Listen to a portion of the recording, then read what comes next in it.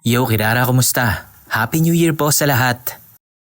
Gaya nga po ng sinabi ko sa post ko sa Facebook, gusto ko pong ulitin itong kuyang mula simula. Hanggang sa makarating po tayo sa mga bagong episodes para po tuloy-tuloy or sunod-sunod ang upload ng kuyang. Yes po, sa mga hindi po updated sa page ng #takutan, opo, may update na po ang kuyang. Kaso iilang episodes pa lang. Pero sana ituloy-tuloy na rin nila sir yung update para tuloy-tuloy din tayo. So yun lang naman po. Maraming salamat po at simulan na po natin.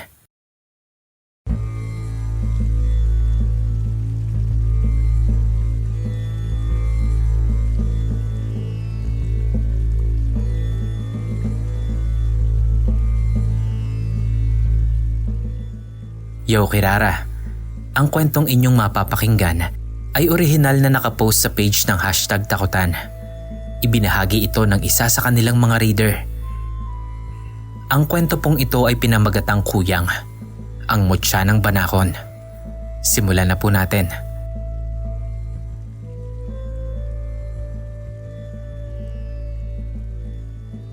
Taong 1990, sa probinsya ng Aurora.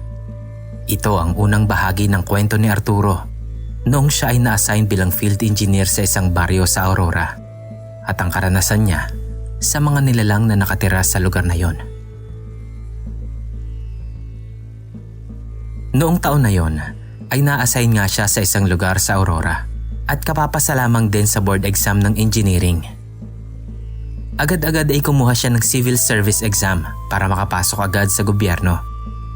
Pangarap daw noon ng bawat engineer ang makapagtrabaho agad lalo na sa gobyerno dahil kahit papaano ay maganda daw ang benepisyo at siguradong tuloy-tuloy ang trabaho, hindi tulad sa mga pribadong korporasyon. Noong mga panahon na yon, ay walang magawa si Arturo kundi tanggapin ang isang slot para sa isang bakanting posisyon.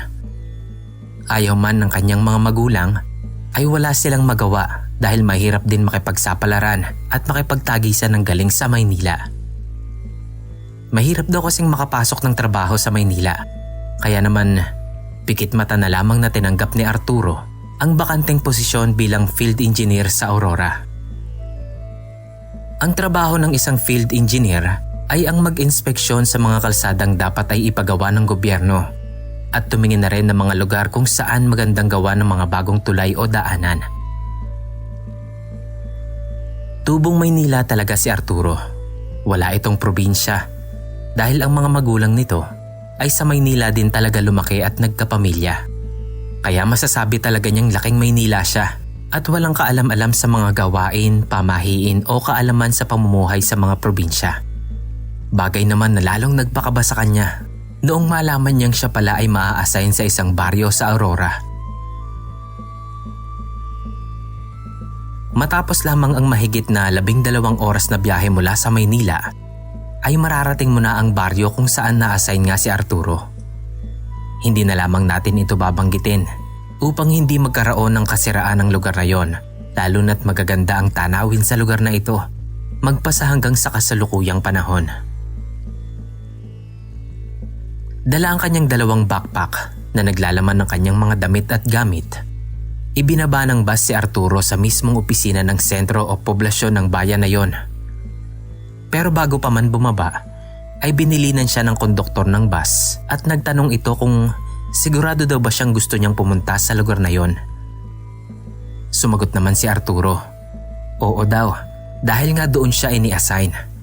Ano daw ba ang problema? Sasagutin na sana ng konduktor si Arturo nang bigla naman itong inawat ng driver ng bus. Nagwika ang driver ng bus. Huwag na daw nilang pakialaman ang gawain ng iba at baka madamay lang daw sila sa sasapitin ng mga ito. Hindi na lang ito pinansin ni Arturo noon.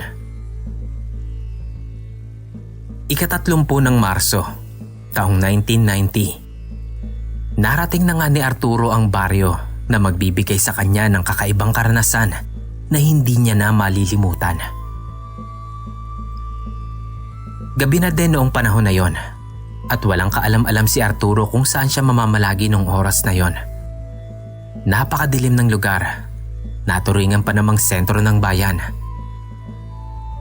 Kahit ang municipal hall ay walang kailaw-ilaw noong mga panahon na yon. Wala ding pulis o gwardya na nagbabantay. Bagay na talaga namang pinagtatakhan ni Arturo dahil kakaiba ito, hindi tulad ng mga city hall o municipal halls sa Maynila. Habang binabalot ng dilim ang paligid, na tanging tunog na lamang ng mga kuliglig ang naririnig, sinubukang kumatok ni Arturo sa mga bahay-bahay doon. Nakikita niya kasing bukas pa ang mga lampara o kandila ng mga bahay na to. Ngunit sa tuwing susubukan niyang lumapit, ay tila ba sinasadyang patayin iyon ng mga tao sa loob. Tao po? Tao po? Tao po? Makikisuyo lang po sana ako. Baka po pwede sanang makituloy muna ngayong gabi. Kasi wala po akong kaalam-alam sa lugar na to eh. Kahit ngayong gabi lang po. Wika ni Arturo na nakikiusap na patuloyin siya kahit sa gabi lamang na iyon. Pero walang nagbubukas ng pintuan kay Arturo. Naririnig lamang niya ang mga taong tila nag-uusap sa likuran ng mga pintuan o pader ng bawat tahanang kinakatok niya.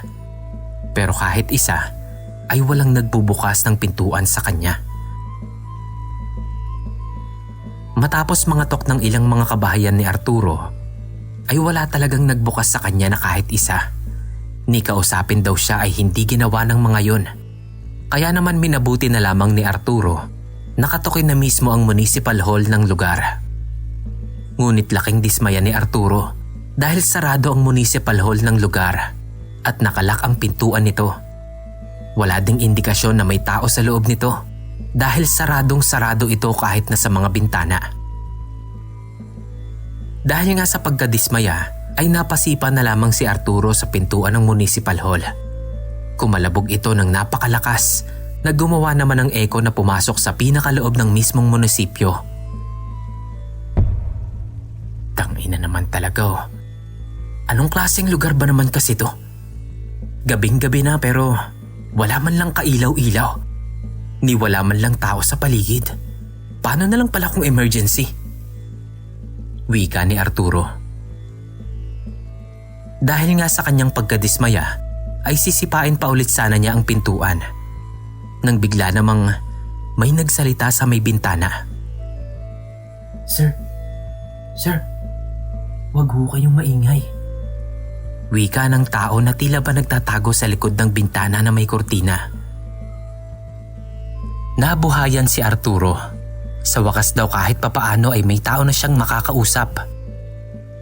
Agad-agad lumapit si Arturo sa bintana kung saan niya narinig ang boses. Kuya? Kuya!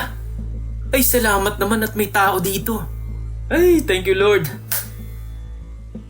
Kuya baka naman pwede niyo akong papasukin muna. Pakiusap ni Arturo sa tao. Naku, pasensya ka na. Hindi kita pwedeng papasukin. Gabi na eh. Napakadelikado na. Umalis ka na lang. Bumalik ka na lang bukas. Wika nung lalaki sa bintana. Ha? Eh, saan naman ako pupunta kuya? Wala akong kakilala dito eh. Baka naman po pwede mo na akong papasukin muna. Kahit ngayong gabi lang. Patuluyan mo na muna ako.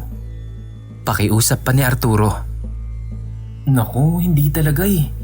Hindi kita pwedeng tulungan. Pero makinig ka sa akin. Ay. Tumakbo ka papunta doon sa palabas dito sa munisipyo. Pagdating mo sa kalsada, may makikita kang liwanag. Bus stop yun. Doon mo na hintayin ang pagsikat ng araw. Doon ka na magpaumaga. Bilis na! Takbo na! Bilis! Wika sa kanya nung lalaki. Bakit naman sir? Naguguluhan ako eh. Hindi ba pwedeng papasukin niyo na lang po ako dyan? Mas mabilis po yun. At saka mas safe kung talagang delikado dito sa labas. Papasukin niyo na lang po ako. Empleyado po ako ng gobyerno. Eto po ay may ID ako. Muli pang pagpupumilit ni Arturo. Pero imbis na pagbuksan siya, ay hindi na nagsalita pa ulit ang lalaki sa bintana. Maya-maya pa, tila ba may mga nilalang na naglalakad sa paligid ni Arturo. Dinig na dinig kasi niya ang mga damo na tila ba tinadaanan at nahahawi ng mga paa. Mga maliliit na boses na tila nagbubulungan sa dilim. Kalmado pa rin noon si Arturo. Iniisip niya noon na puntahan ang boses dahil baka taga roon ang mga yon. Kinuha niya ang mga bag niya at saka lalapitan na sana ang mga boses na naririnig. Nang biglang umalingaw-ngaw sa paligid ang isang napakalakas na sigaw. Tumakbo ka na! Takbo na! Tumakbo ka na! Nagulat si Arturo dahil sa sobrang lakas ng boses na yon. Para bang napalundag pa siya sa gulat at bigla na rin kumaripas ng takbo papunta sa kalsada. Panay pa rin ang sigaw ng lalaki sa bintana. Takbo! Takbo na! Bilisan mo na! Pumunta ka na sa bus stop! Takbo! Napakadilim nung gabi na yon. Natanging ang liwanag lamang ng mga bituin sa langit ang nagsisilbing ilaw ni Arturo. Tumahimik na din ang paligid na tila ba napipi ang mga kuliglig. Bagay na lalong nagpatayo sa mga balahibo ni Arturo. Dahil sa bigat ng mga bag na dala niya, ay napilitan na lamang si Arturo na iwan na lamang ang mga ito sa gilid ng kalsada at sa kanya mabilis na tinungo ang bus stop. Panay ang dingon ni Arturo sa paligid dahil tila ba may kung anong mga nilalang na parang unggoy ang nagpapatalon-talon sa mga puno at mga bubungan ng mga kabahayan.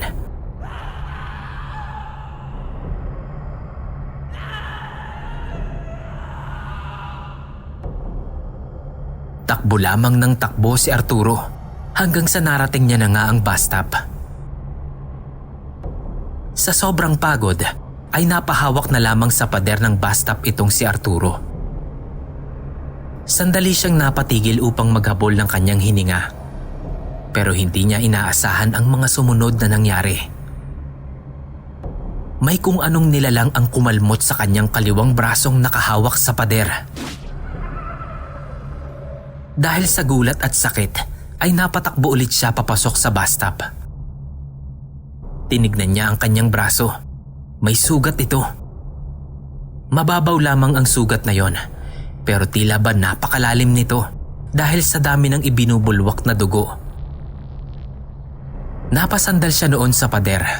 Hingal na hingal pa rin siya dahil sa bilis ng kanyang pagtakbo. Tinitignan niya ang kanyang paligid. Iniisip niya noon kung anong nilalang ba ang kumalmot sa kanya. Tinignan niya ang kanyang orasan. Mag-aalas 12 pa lang ng hating gabi. Minabuti niyang doon na lamang muna magpahinga dahil tanging ang bus stop na iyon lamang ang nag-iisang lugar na mayroong ilaw. Bagay na talaga namang pinagtatakhan niya dahil ang lugar na yon ay dikit lamang naman ng National Highway. Kaya bakit walang kailaw-ilaw sa lugar na yon? Hindi na malayan ni Arturo na unti-unti na pala siyang nakatulog. Mag-aalauna na ng madaling araw noon. Matapos ang ilang minuto niyang pagkakaidlip ay nagising ulit si Arturo. Kinusot-kusot niya ang kanyang mga mata. Tumingin-tingin sa paligid. Maya-maya pa ay may nakita siyang isang figura ng tila ba isang matandang babae na nakasuot ng damit na tila ba pansimba. Puting damit na nakatabon sa mukha nito na medyo may kalumaan na.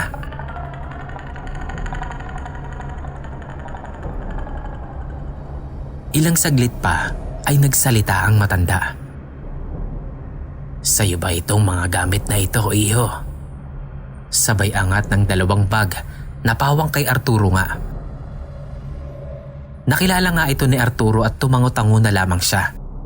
Tatayo na sana si Arturo sa kanyang kinauupuan nang bigla siyang may marinig na tila kakaibang tunog na parabang may sumisirit na tubig mula sa isang butas na tubo. Tumingin sa baba si Arturo at sa kanyang pagkagulat, isang napakalaking ahas ang nakita niyang kalibel na ng kanyang tiyan. Isang banakon. Mabilis na bumalik si Arturo sa pagkakaupo sa loob ng bus stop sabay hubad ng kanyang suot na jacket at ibinalot iyon sa kanyang harapan. Noong una ay inakala niyang iisa lamang ito. Pero noong pakinggan niya ng mabuti, ay may iba pa siyang naririnig na tunog ng ahas na nasa paligid lamang niya. Bumalik sa pagkakahiga ang ahas noong nakita nitong nakaupo na ulit si Arturo. Tahimik lamang si Arturo dahil alam niyang bawat ingay na gagawin niya ay baka magising niya ulit ang nananahimik na ahas. Ang banakon ay isang uri ng ahas na tinatawag ding king cobra. Isa daw ito sa pinakamatapang at agresibong ahas na matatagpuan dito sa Pilipinas. Kaya nitong lumaki ng ilang metro ang haba. Kumakain din ito ng kapwa ahas at di rin ito tinatablan ng kamandag na siya namang dahilan kaya ito kinatatakutan ng iba pang uri ng mga ahas. Wala na ngang nagawa noon si Arturo dahil nga may napakahabang ahas palang nakaabang. Paulit-ulit na nagsabi si Arturo, Nay, tulungan niyo po ako." Pero ang matanda naman, gustuhin man ding lumapit ay hindi magawa. Dahil na nga rin sa nakikita nito ang ahas na nakahiga din sa daraanan niya. Nagsalita ang matanda. "Iyo, tara na dito. Lumabas ka na riyan. Huwag ka nang matakot sa ahas." Malambing na sabi ng matanda. Napailing-iling na lang din si Arturo noon dahil takot talaga ito sa ahas, lalo na't napakalaking ahas ang kanyang nasa harapan. Kitang-kita din kasi ni Arturo ang napakalaking ulo noon na akala mo ay sinlaki ng kamao ng isang lalaking nasa hustong gulang na. Maya-maya pa ay nagkaroon ng weirdong kilos ang matanda. Paikot-ikot na ito sa pwesto ni Arturo. Maglalakad ito papunta sa kanan. Pero magugulat na lang siya dahil lalabas ito sa may kaliwa niya. Minsan pa nga daw ang pakiramdam niya ay nasa likuran niya lamang ito dahil naririnig niya na parabang may nagsasalita sa kabilang bahagi ng pader na nasa kanyang likuran. Bumubulong ito ng, "Lumabas ka na dito. Lumabas ka na dito. Lumabas ka na dito." Paulit-ulit nitong sinasabi iyon. Ngunit kung ilalapit daw niya ang kanyang tenga, ay bigla naman daw mawawala yung nagsasalita. Makalipas pa ang ilang sandali, ay nasa harapan na ulit ang matandang babae. Tuwid na raw ang tayo nito, hindi katulad ng una niya itong nakita, na tila nakuba na dahil sa katandaan. Nagwika ulit ang matanda. "Lumabas ka na dyan." Sumagot naman si Arturo na hindi nga siya makalabas dahil meron ng 3 banakon sa kanyang harapan. Subalit muling nagsalita ang matandang babae at parang nagagalit na ito. "Lumabas ka na dyan. Mag-uumaga na." Nagulat naman si Arturo nun. Bakit magagalit yung babae? Nakikita naman ito na meron ngang ahas doon sa kanyang harapan. Pero ang mga sumunod na nangyari raw ang lalong nagpagimbal kay Arturo na ni minsan sa buhay niya ay hindi niya pa naranasan at hindi niya pa nasaksihan. Tinanggal ng babae ang kanyang belo sa muka at doon ay nakita ni Arturo ang nanlilisik na mga mata ng babaeng matanda. Naglalaway ito na parabang asong ulol. Meron itong matatalas na mga ngipin at merong napakalaking bunganga.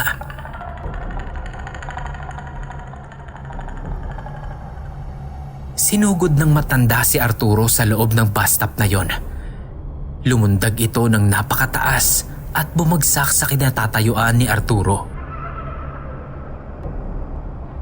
Mabilis na sinakal ni Arturo ang leeg ng matandang babae dahil tila ba kakagatin siya nito sa leeg.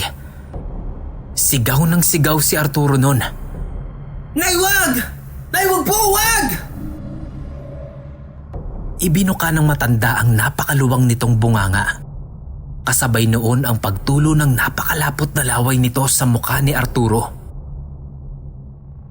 Sinubukang suntukin ng paulit-ulit ni Arturo ang babae. Subalit hindi ito natitinag. Napakalakas daw nito. Sunod-sunod niya itong binira sa tagiliran, pero wala pa rin itong epekto sa matanda. At noong tila ba nang hihina na siya sa tagal ng pakikipagbuno, ay bumigay na ang braso ng lalaki at tuluyan na siyang nakagat sa kaliwang braso nito. Napasigaw si Arturo sa sobrang sakit. Pero ang hindi maintindihan ng lalaki ay ang weirdong pangyayaring kanyang nasaksihan. Unti-unting pinuluputan ng mga banakon ang katawan ng matandang babae. Ang isa ay mabilis na pumulupot sa leeg at mukha nito, sabay kagat sa noo ng matanda. Ang isa naman ay pinuluputan ang kanang braso ng babae, dahilan para makabitaw ito ng kapit kay Arturo. Ang isa naman na siyang pinakamalaki ay pumulupot sa dibdib nito, sabay kagat sa leeg ng matandang babae. Kitang-kita ni Arturo kung papaanong bumagsak sa sahig ang matanda at kung papaanong dinurog ng mga banakon ang mga buto nito na parang latang niyuyupi ng kamay. Sa dami na rin ng dugong nawala kay Arturo, ay napahiga na lang ulit siya sa upuan ng bus stop. Unti-unti siyang nawalan ng malay, habang parami ng parami ang mga banakon na pinupuluputan ang matandang babae, na nung mga oras na yon ay naghihingalo na sa sahig.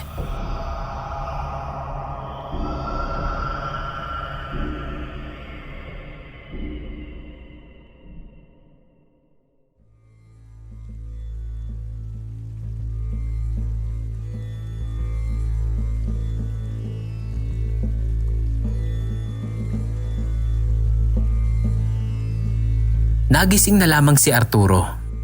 Isang barangay tanod ang gumising sa kanya. Yeah? Sir, gising. Ano pong nangyari sa inyo? Bakit ho diyan kayo natulog sa bus stop? Taga saan ka ba? Mabilis namang napabangon si Arturo at kinapaka pa ang kanyang katawan. Nagpalinga-linga siya sa paligid. Hinahanap kung naroon pa ba ang matandang babae at ang mga ahas. Naghahanap ng katibayan sa mga nangyari noong gabing iyon. Ngunit wala siyang nakita. Tinanong ni Arturo ang tanod kung nasaan na ang mga ahas. Sumagot ito na wala naman daw ahas doon. Pero marami daw talagang ahas sa baryo nila. Kaya tinawag nga daw nila itong Sitio Banakon. Ikinuwento ni Arturo ang nangyari sa kanya noong gabing yon. Sinabi ng tanod na baka pagod lamang daw siya sa biyahe, kaya kung ano-ano ang napanaginipan nito. Pero ipinilit ni Arturo na totoo ang lahat dahil nga may sugat pa siya sa kanyang braso na kanyang ipinakita pa sa tanod. Hindi naman ito pinaniwalaan ng tanod. Sinabi na lamang nito na kung may katanungan pa raw siya, ay sumakay na lamang siya ng tricycle papunta sa sentro ng bayan. Mga 30 minuto pa ang layo noon mula sa bus stop, na siya namang pinagtakhan ni Arturo dahil kagabi lamang daw ay nakita niya na ang munisipyo. Sinabi naman sa kanya ng tanod na hindi na raw ginagamit yung munisipyo na yon dahil nga masyado itong malayo sa mismong sentro ng sitio, kaya inilipat na lahat ng opisina ng sitio sa lugar na malapit sa kampo ng militar upang mas madali itong mabantayan, lalo na at marami daw mga rebelde at mga magnanakaw sa kanilang lugar. Gulong-gulo man sa mga nangyari, ay nagpasalamat na rin si Arturo sa impormasyong nakuha niya sa tanod. Saka ito nagpaalam na lalakarin na lamang niya papunta sa sinasabing bagong munisipyo upang lalo niya pang makilala ang lugar. Nagpaalam na rin sa kanya ang tanod at bumati. O siya, sige. Mag-iingat ka. Magandang umaga at welcome dito sa aming lugar. Dito sa Sitio Banakon.